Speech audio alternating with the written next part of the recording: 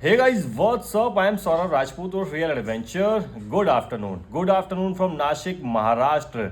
एक और नया दिन, एक और नया व्लॉग और आज के व्लॉग में मैं जर्नी करने वाला हूँ यहाँ नाशिक महाराष्ट्र से पंजिम गोवा की। तो जर्नी काफी ज्यादा शानदार होने वाली है क्योंकि दो खूबसूरत शहरों के बीच में आज की ये जर्नी रहने वाली है और खासकर मानसून के टाइम पे। और मानसून के टाइम पे तो आपको पता ही है महाराष्ट्र और गोवा के नज़ारे कितने ज्यादा शानदार हो जाते हैं। तो जैसा मैंने आपको बताया कि आज की जर्नी शुरू हो रही है नासिक से, तो नासिक के बारे में बात ना हो तो ऐसा कैसे हो सकता है। तो देखिए नासिक से वैसे तो मैं कई बार गुजरा हूँ, आउटर एंड से बहुत बार गुजरा हूँ, कई बार बाईपास करा। उसके अलावा देव भाई के साथ में मैंने नासिक का पूरा टूर भी करा था। लेकिन मानसून के जो नज़ारे होते हैं ना, मानसून के जो असली नज़ारे होते हैं वो आज मुझे पता चला कि भाई नासिक के किस तरह दिखाई देते हैं। क्योंकि आपको बता दूं आज मैं गया था यहाँ नासिक से सप्तशृंगी माता के दर्शन करने, यानी सप्तशृंगी गढ़, और वहां के नज़ारे जो थे ना भाई मैं उनको शब्दों में तो बयान नहीं कर सकता। बहुत ही ज्यादा शानदार नज़ारे थे। थ्रू आउट द जर्नी हमें काफी ग्रीनरी देखने को मिली, लश ग्रीन माउंटेन्स हमें देखने को मिली, बीच बीच में खूबसूरत वाटरफॉल हमें देखने को मिले। उसके बाद फिर एक पॉइंट आया जहां से हमने घाट की चढ़ाई शुरू करी। भाई वो तो बहुत ही ज्यादा सुंदर था, मतलब वो इतना सुंदर घाट था ना मैं आपको बता नहीं सकता। फिर वो घाट क्रॉस करके हम पहुंचते हैं मंदिर के रोपवे टिकट काउंटर पे। हालांकि रोपवे नहीं था, एक ट्रेन टाइप थी जो हमें ऊपर लेके जाती है। आई गेस 600-700 सीढ़ी रहते हैं। अगर आप चढ़ के जाना चाहे तो चढ़ के भी जा सकते हैं, और अगर उस ट्रेन जैसे स्ट्रक्चर के थ्रू जाना चाहे तो वो भी जा सकते हैं। टिकट जो उसकी रहती है वो आई गेस 120 पर पर्सन रहती है आने जाने की। फिर उसके थ्रू हम ऊपर गए, सप्तशृंगी माता के दर्शन करें, उनका आशीर्वाद लिया। तो सच में काफी मजा आया आज, और मानसून के असली नज़ारे नासिक के आज पहली बार देखे। तो नासिक के खूबसूरत नज़ारे आज हमने देख लिए। अभी गोवा पहुंचने तक के जो नज़ारे होंगे वो तो जर्नी के दौरान ही हमें पता चलने वाला है कि कैसे नज़ारे रहने वाले हैं। चलिए अपार्ट फ्रॉम दैट बात करें आज की जर्नी की, तो आज का जर्नी डिस्टेंस रहने वाला है करीबन 700 किलोमीटर के आसपास। बस रवाना होगी मुंबई नाका में पर्पल बस के ऑफिस से करीबन दिन में 3:30 बजे, और पंजिम गोवा हमें पहुंचा देगी कल मॉर्निंग में आई थिंक 10-11 बजे के आसपास वो पहुंचा देगी। बाकी चलिए जब पंजिम गोवा पहुंच जाएंगे तब वहां पे पहुंचने का एग्जैक्ट टाइम वहां पहुंच के मैं आपको बता दूंगा। तो चलिए फिलहाल we are getting too late क्योंकि टाइम अभी हो चुका है 3:10। तो चलिए फटाफट से चलते हैं, पहुंचते हैं मुंबई नाका और बाकी बातें करते हैं वहां पहुंच के।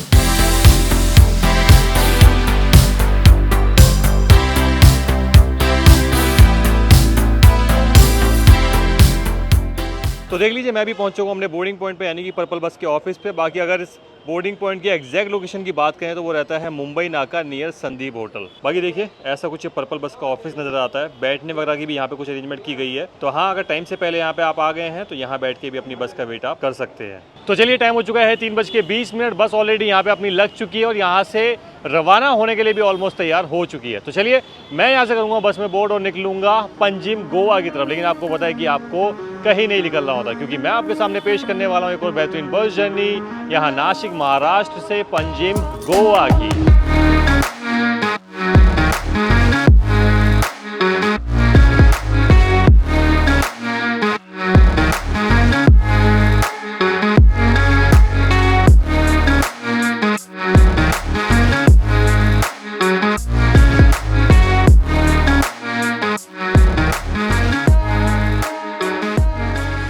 तो देख लीजिए फाइनली नासिक के इनिशियल बोर्डिंग पॉइंट्स हमने बस में बोर्ड कर लिया है। देख लीजिए ऐसी कुछ बस दिखाई देती है। आपको बता दूं ये जो बस है टाटा की चेसिस पे बनाई गई है और इसकी जो बॉडी और इंटीरियर है वो बिल्ड करा है एमजी ने।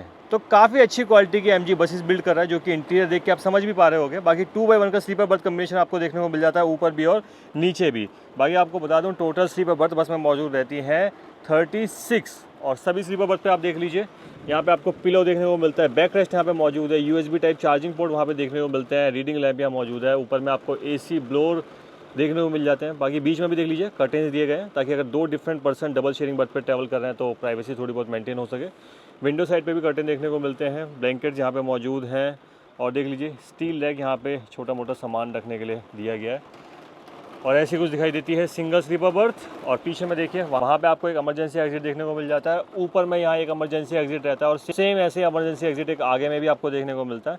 और बाकी आपको बता दूँ इस बस में जितनी भी विंडो रहती है ना सारी इमरजेंसी एग्जिट के साथ दी जाती हैं। वो आप रेड कलर में देखें वो वहाँ पे हैमर लगा है, तो इमरजेंसी केस में हैमर से विंडो ब्रेक करके भी आप इमरजेंसी एग्जिट ले सकते हैं। सारी विंडो जो रहती है वो इमरजेंसी एग्जिट के साथ दी जाती हैं। तो देखिए ऐसी कुछ ये शानदार बस दिखाई देती है। सो टाइम इज़ 3:30 PM और बस रवाना हो चुकी है नासिक में अपने इनिशियल बोर्डिंग पॉइंट से। और क्योंकि भाई जैसा मैंने आपको बताया भी था कि हम पहुंचने में थोड़ा सा लेट हो गए, तो इस वजह से आनंद फानन में बस में बोर्ड करा। तो चलिए अभी बस रवाना हो ही चुकी है, तो एक बार बस के बोर्डिंग पॉइंट्स के बारे में भी जान लेते हैं। तो आपको बता दूं, पहला बोर्डिंग पॉइंट रहता है इस बस का मुंबई नाका, जहां से हमने बस में बोर्ड करा था पर्पल बस के ऑफिस से। दूसरा बोर्डिंग पॉइंट रहता है द्वारका सर्कल, और नासिक का तीसरा और लास्ट बोर्डिंग पॉइंट रहता है बिटको पॉइंट नासिक रोड। तो तीनों जो बोर्डिंग पॉइंट है स्क्रीन पे भी आपको शो कर दूंगा, और कोशिश करूंगा डिस्क्रिप्शन में भी आपको दे दूं, ताकि बस में बोर्ड करने में आपको कोई दिक्कत ना आए।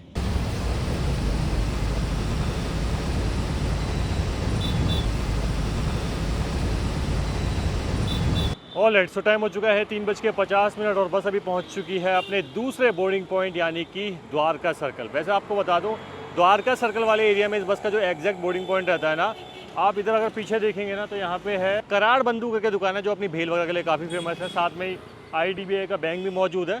तो जस्ट उसके सामने यहाँ रोड पे इस बस का दूसरा बोर्डिंग पॉइंट रहता है।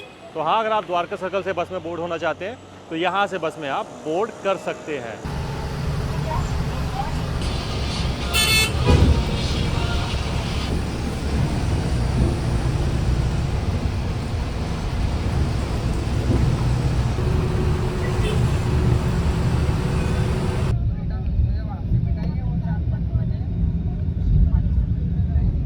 तो चलिए टाइम हो चुका है 4:10 और बस अभी पहुंच चुकी है नासिक के तीसरे और लास्ट बोर्डिंग पॉइंट यानी कि बिटको पॉइंट नासिक रोड में।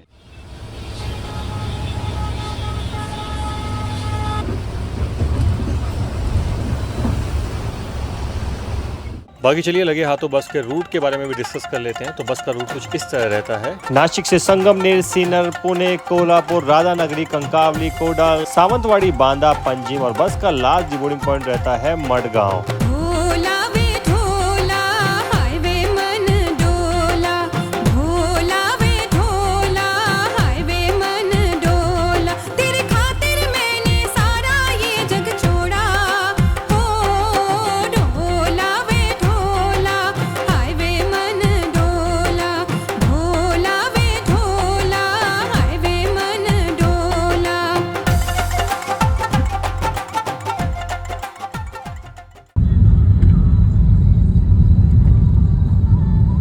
तो टाइम हो चुका है 4:30 PM और अभी हम पहुंच चुके हैं उस पॉइंट पे जहां से हम एग्जिट ले चुके हैं नासिक सिटी से। बाकी आपको बता दूं, अभी हम चल रहे हैं नेशनल हाईवे 60 पे, जो कि शुरू होता है धुले महाराष्ट्र से और एंड होता है पुणे में जाके।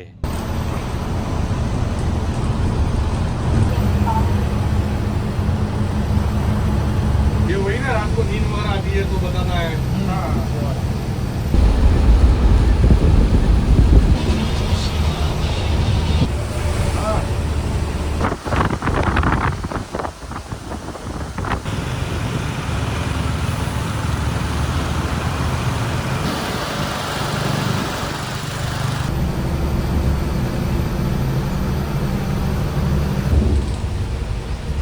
और बाकी आपको बता दूं, आज मैं जर्नी अकेले बिल्कुल भी नहीं कर रहा हूं, साथ में देव भाई मौजूद हैं और निकल पड़े हैं एक और नई जर्नी पे दोबारा से। हाँ जी भाई, कैसे हो? बस बढ़िया सौरभ भाई। कैसा लग रहा है नासिक से अपनी होम सिटी से पहली बार गोवा के लिए ट्रैवल कर रहे हो? देखो, सोचा नहीं था कि वापस मंजिल ले जाएंगी हम दोनों को गोवा। बाकी इस बार क्लाइमेट काफ़ी अच्छा था, तो सोचा सौरभ भाई कि मॉनसून अच्छा है इस बार में, तो वापस से कर लिया जाए इस जर्नी को। हाँ, क्योंकि लास्ट टाइम जो हमने गगन बावड़ा घाट के थ्रू जर्नी करी थी अहमदाबाद से गोवा, उस टाइम मानसून पीक पे नहीं था, है ना? नहीं था, और उस टाइम में रूट भी डिफरेंट था। इस बार में रूट भी डिफरेंट है। उस टाइम में हम गगन बावड़ा घाट से गए थे और इस बार हम पोंडा घाट से जाने वाले हैं।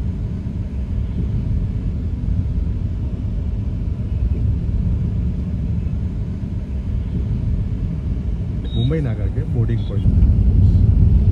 तो टाइम हो चुका है 5:30 और बस अभी एग्जिट ले चुकी है सिनर सिटी से और दोबारा से एंटर हो चुकी है नेशनल हाईवे 60 पे। बाकी आपको बता दूं, सिनर सिटी के अंदर जाने का सीन कुछ ऐसा रहता है, अगर वहाँ पे पैसेंजर्स की बोर्डिंग होती है तो बस अंदर जाती है, अदरवाइज बस बाईपास करते हुए सिनर को निकल जाती है।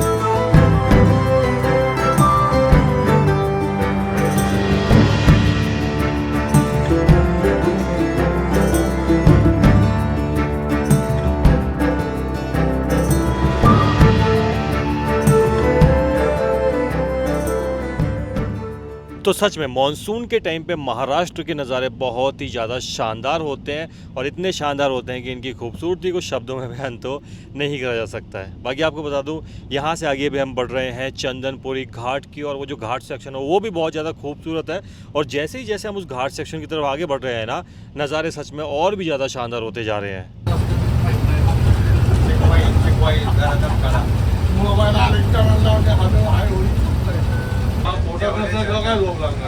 यहाँ से खूबसूरत सा चंदनपुरी घाट स्टार्ट होता है।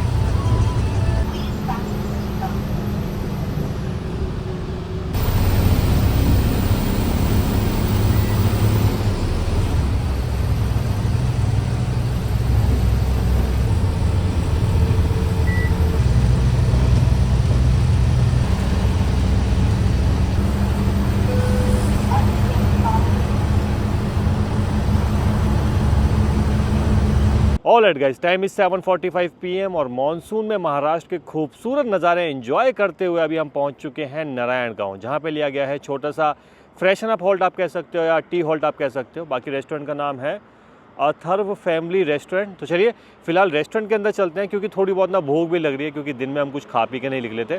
तो देखते हैं, अगर अंदर कुछ अच्छा लगा तो कुछ खाना पीना भी कर लेते हैं। भाई देख लीजिए, वो सामने खड़ी है अपनी बस, और ऐसा कुछ रेस्टोरेंट दिखाई देता है। रेस्टोरेंट तो काफ़ी शानदार है, देख लीजिए ऐसा कुछ सिटिंग एरिया यहाँ का दिखाई देता है। बाकी हाँ, वॉशरूम कंडीशन यहाँ की काफ़ी साफ़ सुथरी है। तो कुल मिला के जो रेस्टोरेंट है ना, काफ़ी अच्छा देखने में भी है, और हाइजीन के हिसाब से देखोगे तो वो भी अच्छा है, क्योंकि वॉशरूम जैसे मैंने आपको बताया यहाँ पे काफ़ी नीट एंड क्लीन है।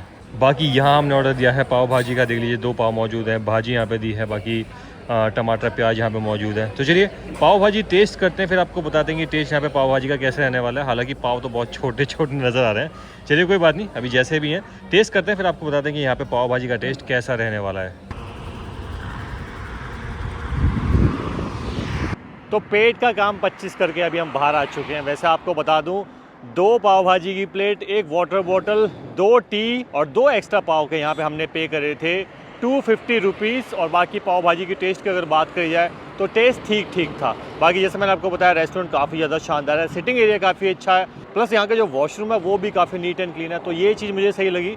चलिए अपार्ट फ्रॉम दैट, बाकी बात करें जर्नी की, तो जर्नी काफ़ी ज़्यादा शानदार चल रही है। और बात करें मौसम की, तो मौसम क्या सुहावना हो रहा है यार, ठंडी ठंडी हवा चल रही है, बाहर खड़े होने में ना मज़ा आ रहा है। तो चलिए फिलहाल बस चलने के लिए हो चुकी है तैयार, तो चलते हैं बस में और सफ़र को करते हैं कंटिन्यू।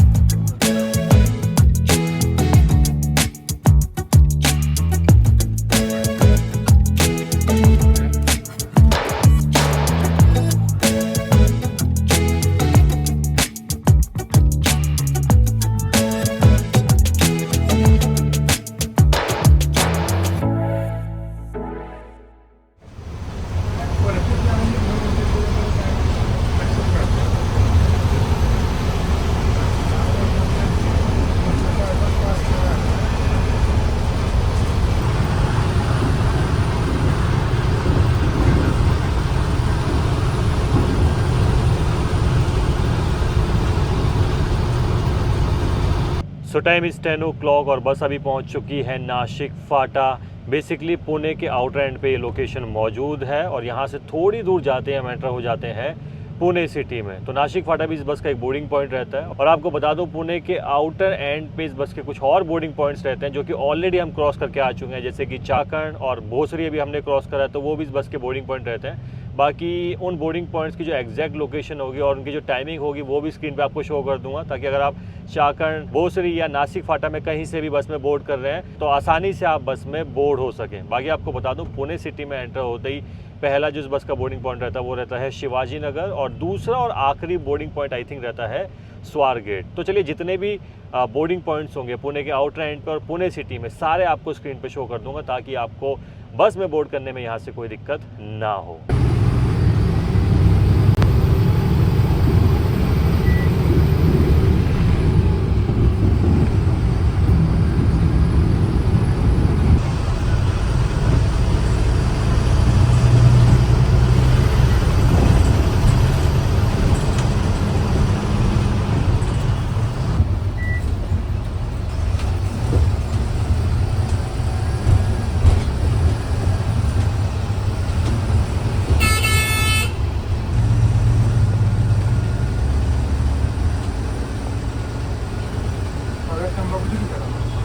टाइम हुआ है 10:40 और बस पहुंच चुकी है पुणे में अपने लास्ट बोर्डिंग पॉइंट यानी कि स्वारगेट। तो स्वारगेट बस स्टैंड से थोड़ा ही दूर ये बोर्डिंग पॉइंट मौजूद है। यहाँ पे पर्पल बस का ऑफिस भी है। गूगल पे भी आप इसकी लोकेशन डालोगे तो आपको आसानी से मिल जाएगा। तो हाँ, अगर आपको पुणे स्वारगेट से बस में बोर्ड करना है तो पर्पल बस का यहाँ पे ऑफिस है, यहाँ से बस में बोर्डिंग आप कर सकते हैं। तो देख लीजिए, ऐसा कुछ यहाँ पे पर्पल बस का ऑफिस नजर आता है। भैया इसकी एग्जैक्ट लोकेशन क्या है? स्वारगेट मित्र मंडल चौक, श्रद्धा लॉज, पीके बिरयानी के अपोजिट, पर्पल ट्रैवल ऑफिस। और बाकी देखिए, ऐसा कुछ ये पूरा इनका ऑफिस वाला एरिया दिखाई देता है। यहाँ पे आपको बेंच वगैरह भी देखने को मिल जाते हैं। तो हाँ, टाइम से पहले आप आ गए हैं तो यहाँ पे बैठ के भी आप अपनी बस का वेट कर सकते हैं। बाकी वॉशरूम वगैरह की फैसिलिटी भी आपको देखने को मिल जाती है। तो हाँ, देख लीजिए, ऐसा कुछ है बेसिकली ये पर्पल का ऑफिस। सामने जो पर्पल की बस है गोवा छत्रपति संभाजी नगर है ना? हाँ। तो ये भी हम आगे बढ़ रहे हैं कात्रज घाट सेक्शन की ओर। और बहुत ज़्यादा बड़ा ये घाट सेक्शन नहीं है, छोटा सा ही घाट सेक्शन है। लेकिन हाँ, जैसे इस घाट सेक्शन को हम क्रॉस करते हैं ना, और जैसे ही कात्रज टनल को हम क्रॉस करते हैं जो कि इस घाट सेक्शन के एंड में पड़ती है, तो उसको क्रॉस करते ही हम कहीं ना कहीं एग्जिट हो जाते हैं पुणे शहर से।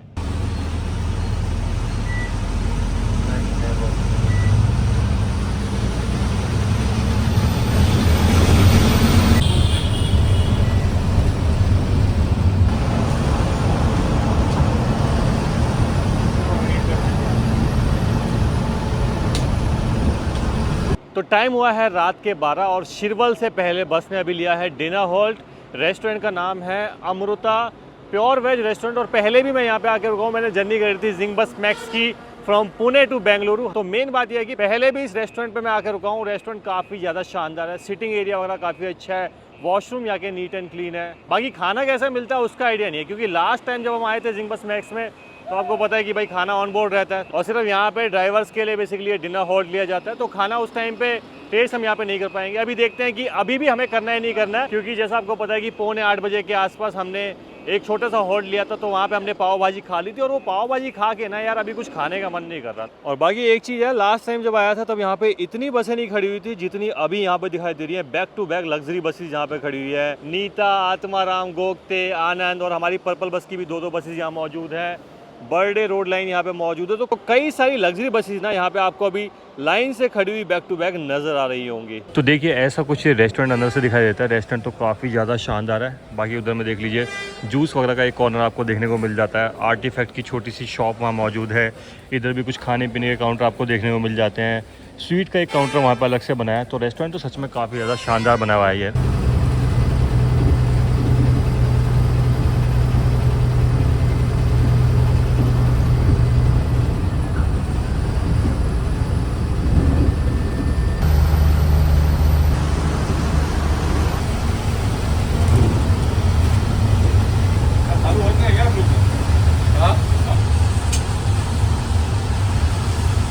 ऑलराइट, तो अभी हम पहुंच चुके हैं उस पॉइंट पे जहां से हम एंटर करने वाले हैं सातारा घाट में, जिसको कि खंबाट की घाट के नाम से भी जाना जाता है। और काफ़ी खूबसूरत ये घाट सेक्शन है। हालांकि रात में इसकी खूबसूरती को जस्टिफाई करना तो यार काफ़ी मुश्किल है, लेकिन स्टिल रात में भी ये घाट सेक्शन काफ़ी ज़्यादा खूबसूरत दिखाई देता है। खासकर नीचे बसे हुए शहर जो है ना, लाइट्स में जगमगाते हुए यहाँ से काफ़ी ज़्यादा खूबसूरत दिखाई देते हैं।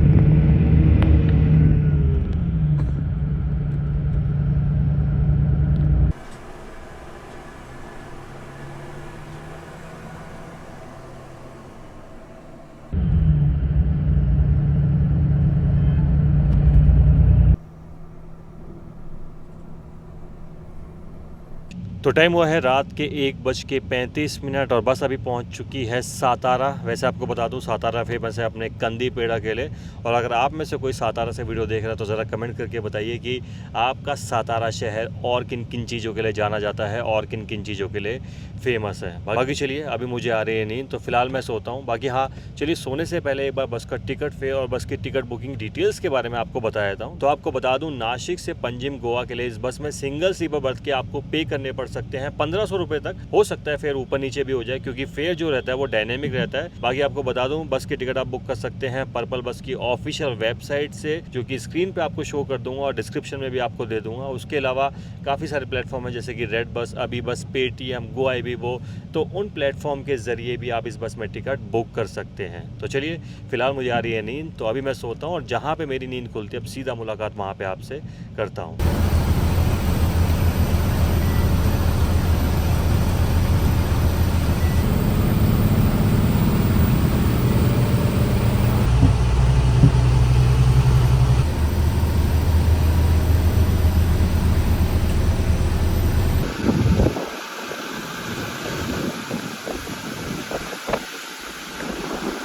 गुड मॉर्निंग फ्रॉम राधा नगरी। टाइम इज़ 5:30 AM और रात को 1:30 बजे जब सोया था ना, तो उससे पहले कंडक्टर साहब से रिक्वेस्ट करके सोए थे कि सर जब राधा नगरी हम पहुंच जाएंगे तो हमें उठा दीजिएगा ताकि हम घाट सेक्शन के नज़ारे थोड़े से कैप्चर कर पाएँ। तो उन्होंने अपना काम तो कर दिया, अब हमें करना है अपना काम, यानी कि आपके लिए अच्छे नज़ारे कुछ कैप्चर करना। हालांकि अभी तो अंधेरा हो रहा है क्योंकि 5:30 ही बजे हैं। बाकी उठने का मन तो बिल्कुल भी नहीं कर रहा था क्योंकि 1:30 बजे सोए हैं, 5:30 बजे उठ चुके हैं, तो करीबन 4 घंटे की ही नींद पूरी हो पाई है। चलिए कोई बात नहीं, कई बार नींद कॉम्प्रोमाइज़ करनी भी पड़ती है अच्छा कंटेंट बनाने के लिए। बाकी पंजिम वगैरह पहुंचेंगे तो फिर नींद पूरी कर लेंगे। बाकी आपको बता दूं, राधा नगरी एक जगह के अलावा खुद में एक वाइल्ड लाइफ सेंचुरी भी है जो कि बहुत ही ज़्यादा खूबसूरत दिखाई देती है।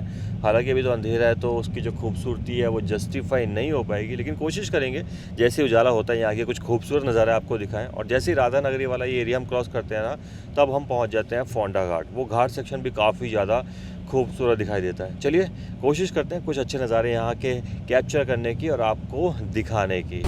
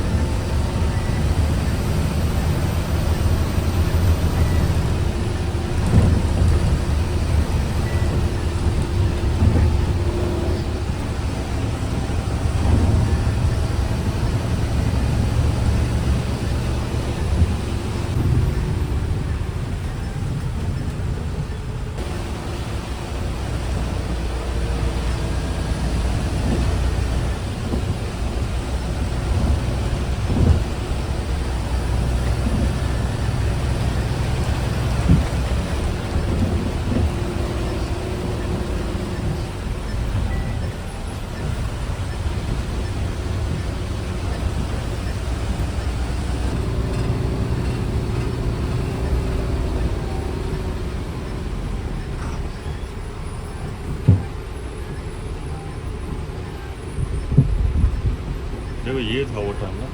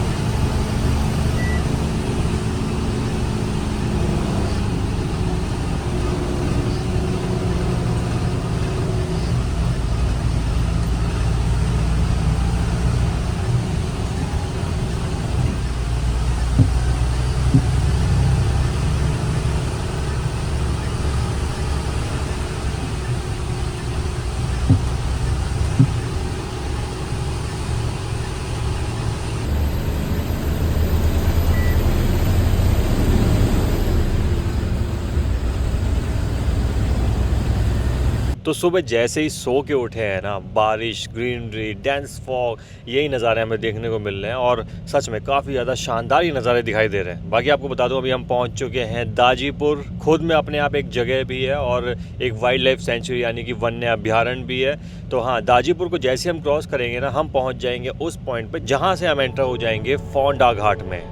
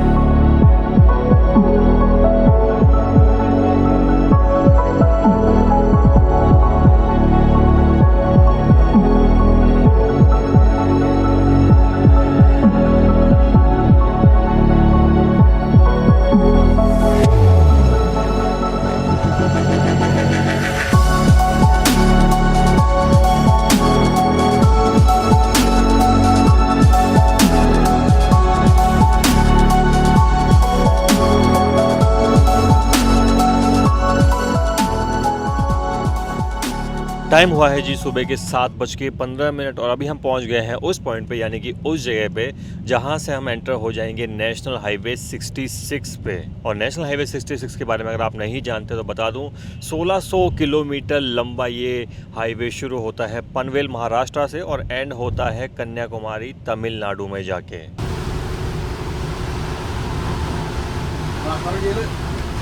तो टाइम हुआ है सुबह के 7:30 और कंकावली क्रॉस करके बस ने भी लिया है ब्रेकफास्ट होल्ड या फ्रेशन अप होल्ड बोल सकते हो। बाकी नज़ारे देखिए यार कितने ज़्यादा शानदार दिखाई दे रहे हैं। फुल ऑन ग्रीनरी यहाँ पे दिखाई दे रही है, हल्की हल्की बारिश हो रही है। बाकी देखिए एक पर्पल की बस का यहाँ से डिपार्चर होते हुए, हमारी बस नहीं है ये बस है जो कि आ रही है छत्रपति संभाजी नगर से और जा रही है गोवा। तो हमारे साथ साथ ही चल रही थी पूरे रूट पे। तो अभी थोड़ा आगे निकल आई थी तो देख लीजिए ये अभी रेस्ट स्टॉप से निकलने के लिए भी तैयार हो चुकी है। बाकी देखिए ऐसे कुछ नज़ारे यहाँ रेस्टोरेंट एरिया के नज़र आते हैं। और ये सामने यहाँ जाते हुए MSRTC की लाल परी।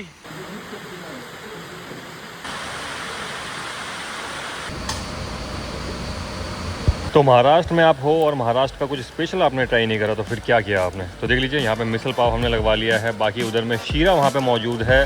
तो चलिए फिलहाल ये टेस्ट करते हैं और आपको फिर बताते हैं कि यहाँ पे जो इसका टेस्ट है वो कैसा रहने वाला है।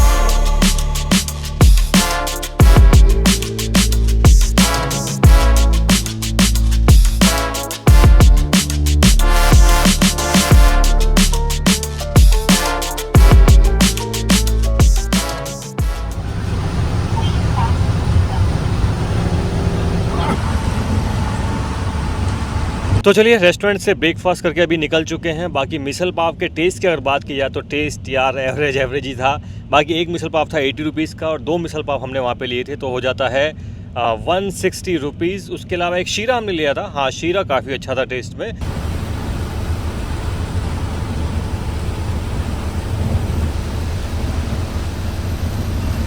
तो सावंतवाड़ी बाईपास करके और कुछ दूर आने के बाद अभी हम पहुंच चुके हैं उस पॉइंट पे जहां से हम एंटर हो जाने वाले हैं गोवा के बॉर्डर में, यानी कि महाराष्ट्र और गोवा के बॉर्डर पे भी हम पहुंच चुके हैं। और वैसे जो चेक पोस्ट है ना इसको बोला जाता है पतरा देवी चेक पोस्ट।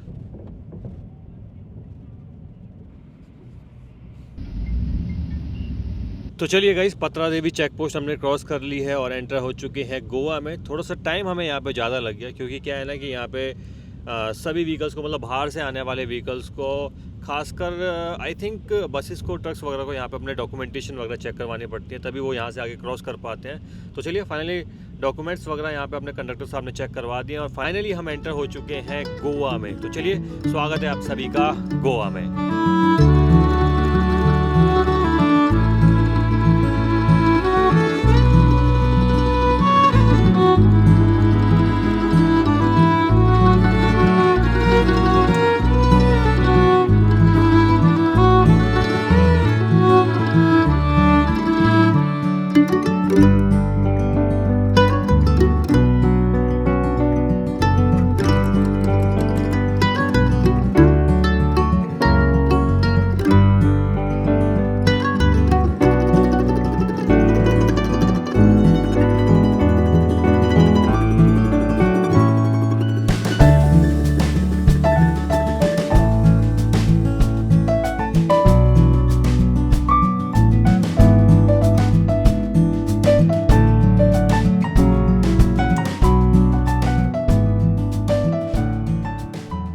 तो जी टाइम हुआ है 9:50 और बस अभी पहुंच चुकी है मापसा सिटी। बाकी आपको बता दूं मापसा सिटी को गेटवे कहा जाता है बागा, कलंगुट, वेगेटर और अंजुना जैसे बीचेस का, क्योंकि यहाँ से नियर बाई में ये बीच पड़ते हैं। तो हाँ अगर आपको ये बीचेस एक्सप्लोर करने हैं या फिर आपका जो स्टे है वो इन बीचेस के पास में, तो आप यहाँ मापसा बस स्टैंड उतर सकते हैं। और बाकी यहाँ पे नियर बाई में आपको काफ़ी सारी स्कूटी रेंटिंग और कार रेंटिंग की शॉप भी देखने को मिल जाती है। तो वहाँ से स्कूटी या कार वगैरह रेंट पे लेके सीधा आप अपने स्टे की ओर निकल सकते हैं या फिर सीधा ये सारे बीचेस एक्सप्लोर करने भी निकल सकते हैं। तो पहुँच चुके हैं मापसा बस स्टैंड। देख लीजिए ऐसा कुछ है मापसा बस स्टैंड दिखाई देता है। ये देखिए काफ़ी सारी बसेस यहाँ पे आपको खड़ी हुई नज़र आ जाएंगी। अच्छा बाकी मैं तो आपको ये बता रहा था कि नियर बाई में आपको स्कूटी रेंट वगैरह की काफ़ी सारी शॉप देखने को मिल जाती है। नियर बाई में छोड़िए, बस स्टैंड के अंदर ही लाइन से काफ़ी सारी स्कूटी लगी हुई है। तो आप जस्ट बस स्टैंड के अंदर से स्कूटी रेंट पे ले सकते हैं। और बस स्टैंड के अंदर ही जस्ट उधर साइड पे ना, पीछे की साइड पे वहाँ पे टैक्सी प्रीपेड काउंटर भी मौजूद है। तो वहाँ से टैक्सी वगैरह भी हायर कर सकते हैं, टैक्सी वगैरह रेंट पे लेके भी आप निकल सकते हैं। तो चलिए फ़िलहाल अपनी बस भी चलने के लिए यहाँ से तैयार हो गई है, तो चलते हैं बस में और सफ़र को आगे करते हैं कंटिन्यू।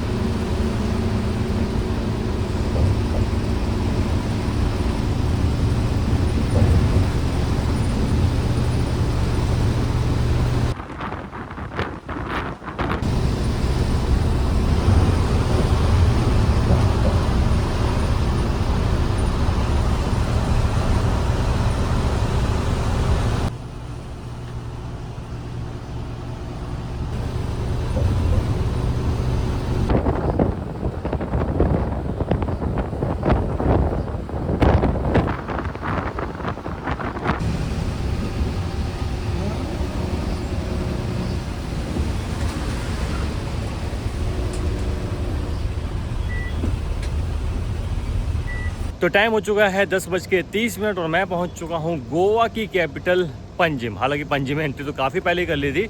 अभी हम पहुंच चुके हैं पंजिम की बेसिकली प्राइवेट पार्किंग में। तो देख लीजिए ऐसी कुछ ये प्राइवेट पार्किंग नज़र आती है। दुनिया भर की लग्जरी बसेज यहाँ पे आपको खड़ी हुई नज़र आ जाती हैं। तो बात करें इस जर्नी की, तो इस जर्नी को नासिक से करने में हमें करीबन 19 घंटे लग गए। जर्नी काफ़ी ज़्यादा कंफर्टेबल थी, स्टाफ भी बस का बढ़िया था। बाकी जिन रेस्ट स्टॉप पे बस रोकी गई वो रेस्ट स्टॉप भी काफ़ी बढ़िया थे, जो कि जर्नी के दौरान मैंने आपको दिखाया। और नज़ारों की तो क्या ही बात करें, नज़ारे तो इतने ज़्यादा शानदार थे कि उनकी खूबसूरती को शब्दों में बयान तो नहीं करा जा सकता है। बाकी चलिए फ़िलहाल अभी थोड़ा सा थक गए हैं, तो यहाँ से अभी निकल रहे हैं अपने होटल की ओर और बाकी बातें करते हैं अपने होटल पहुँच के। और जी अभी पंजिम से निकलने ही वाले थे, इतने में बारिश शुरू हो गई और सोचा अभी बारिश शुरू हो गई तो बस में थोड़ा देर खड़े हो जाते हैं और बस के स्टाफ से आपको मिलवाए थे। तो देख लीजिए कैप्टन साहब नंबर 1 हमारे साथ यहाँ पे मौजूद है। हेलो सर, कैसे हैं? ठीक है। क्या नाम है सर आपका? संतोष गणपत भोसले। अच्छा, कितना एक्सपीरियंस हो गया आपको ड्राइविंग करते हुए? मेरे को 15 साल। अच्छा, कहाँ से बिलोंग करते हैं सर आप? सातारा। अच्छा, और पर्पल बस में काम करते हुए कितना टाइम हो गया? 1 साल हुआ। बाकी देखिए अपने दूसरे कैप्टन साहब भी यहाँ पे मौजूद हैं। हेलो सर, कैसे हैं आप? ठीक है। क्या नाम है सर आपका? शंकर वसंतराजपुरे। तो चलिए मैं भी पहुंच चुका अपने होटल और बहुत भयंकर वाली बारिश शुरू हो चुकी थी पंजिम में। जब ड्राइवर्स वगैरह का इंटरव्यू मैं ले रहा था ना, उस टाइम पे जैसे मैंने आपको बताया काफ़ी तेज़ बारिश हो रही थी। तो करीबन आधे घंटे में जाके बारिश रुकी। बारिश रुकते हम सीधा कहाँ पहुँचे? अपने होटल। और बाकी बात करें जर्नी की, तो जर्नी का एक्सपीरियंस ऑलरेडी मैंने पार्किंग में आपके साथ शेयर कर दिया था। और बाकी जर्नी जैसे मैंने आपको बताया काफ़ी ज़्यादा शानदार थी, क्योंकि मानसून के जो नज़ारे थे ना इस जर्नी के दौरान हमें काफ़ी ज़्यादा शानदार देखने को मिले। तो अगर आपने भी कभी मानसून में कोई बस जर्नी या ट्रेन जर्नी करी है तो कमेंट करके अपना एक्सपीरियंस जरूर शेयर कीजिएगा। और ये भी कमेंट करके बताइएगा कि मानसून में आपने कहाँ की बस जर्नी और कहाँ की ट्रेन जर्नी करी है। लॉन्ग जर्नी बोल रहा हूँ, ऐसा मत बोलना कि भाई घर से निकले और ऑफिस पहुंच गए। लॉन्ग जर्नी आपने कहाँ की है वो कमेंट करके बताइएगा। तो चलिए इस ब्लॉग में सिर्फ इतना ही, क्योंकि 700 किलोमीटर की ये जर्नी थी और 19 घंटे इस जर्नी को करने में हमें लगे। जैसे मैंने आपको बताया तो 19 घंटे यार अपने आप में एक लंबा टाइम होता है, बस कितनी भी कंफर्टेबल हो, लेकिन जब जर्नी इतनी ज़्यादा बड़ी होती है ना तो बंदा कहीं ना कहीं थक जाता है। तो चलिए अभी हम लोग करेंगे आराम और इस ब्लॉग को करेंगे यहीं रैप अप। तो चलिए मिलते हैं फिर नेक्स्ट ब्लॉग में। Till then bye bye, take care, love you all. और पता है कि खाली हाथ नहीं जाना होता। अगर वीडियो पसंद आई तो वीडियो को लाइक शेयर और चैनल को सब्सक्राइब करके जाना होता है। चलिए जी मिलते हैं फिर नेक्स्ट ब्लॉग में। Bye bye.